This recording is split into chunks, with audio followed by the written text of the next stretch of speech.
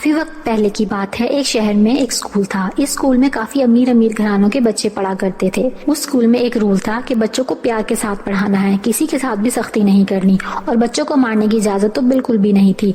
इसीलिए उस स्कूल की सारी टीचर्स काफी नरम मिजाज थी। वो बच्चों को काफी प्यार से पढ़ाती थी।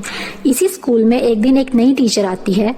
प्रिंसिपल सभी टीचर्स के साथ एक मीटिंग अरेंज करती है। वो बाकी सभी टीचर को स्कूल में आने वाली नई टीचर से मिलवाती हैं। सभी टीचर उस नई टीचर से मिलकर बहुत खुश होती हैं। उस नई टीचर का नाम अरिया होता है। अरिया अपनी क्लास में आती हैं और सभी बच्चों को गुड मॉर्निंग कहती। अरिया मैडम कहती हैं, ठीक है चलो अब सब बैठ जाओ। अरिया मैडम मुझसे की थोड़ी सी तेज होती हैं, इसीलिए सब बच्चे अरिया मैडम से डरने लगते हैं। अरिया बच्चों से पूछती है, कल जो आपको सबक मिला था उसे रिपीट कर ले, मैं थोड़ी देर में सुनती हूँ। थोड़ी देर गुजर जाने के बाद अरिया मैडम बारी बारी क्लास में सभी बच्चों से सवाल पूछने लगती हैं। उस क्लास के तकरीबन सभी बच्चे सही जवाब देते हैं, लेकिन 2 बच्चों को सबक याद नहीं होता। इसलिए अरिया मैडम उनको बहुत ज्यादा मारती हैं। वो बच्चे काफी ज्यादा रोने लगते हैं। अरिया मैडम बच्चों को पढ़ाने लगती हैं। वो बच्चों पर बहुत ज्यादा मेहनत करती हैं, लेकिन जिसको सबक याद नहीं होता वो उसे काफी ज्यादा मारती थी।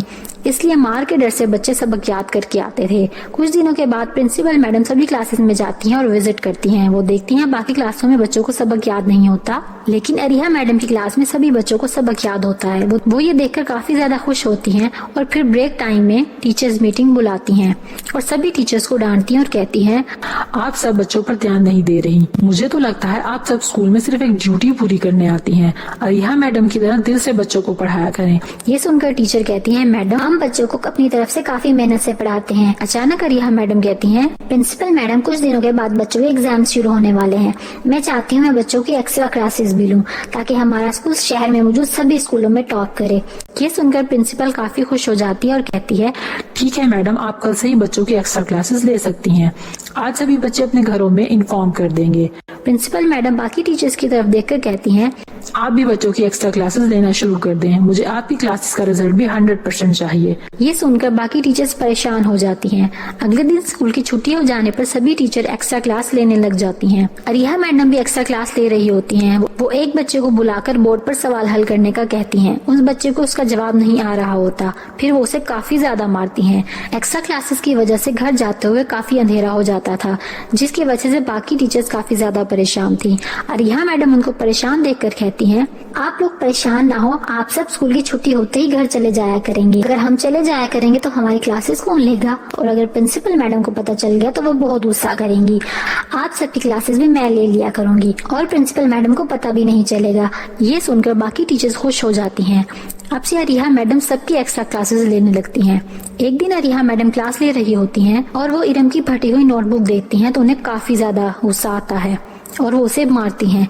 फिर क्लास का टाइम खत्म हो जाता है तो सभी बच्चे अपने घरों को जाने लगते हैं, लेकिन वो इरम को रोक लेती हैं और इरम से कहती हैं, आज तो मैं तुम्हारा गोश्त खा जाऊंगी। उस रात इरम स्कूल से गायब हो जाती है। अगली सुबह स्कूल में प्रिंसिपल और बाकी सब टीचर्स काफी परेशान होती हैं, क्योंकि अब रोजाना एक बच्चा एक्स्ट्रा क्लासेस के खत्म होते ही स्कूल से गायब होने लगता है।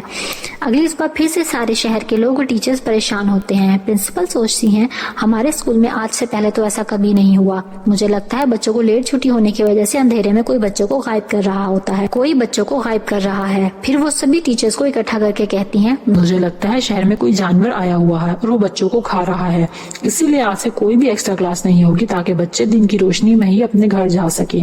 अरिया को ये सुनकर काफी गुस्सा आता है। वो स्कूल में मौजूद एक खाली कमरे में जाती और अपनी असली हालत इख्तियार कर लेती है। वो सोच रही होती कि अब बच्चों का ताज़ा गोश्त कैसे खाऊंगी, ऐसे तो मैं भूखी मर जाऊंगी।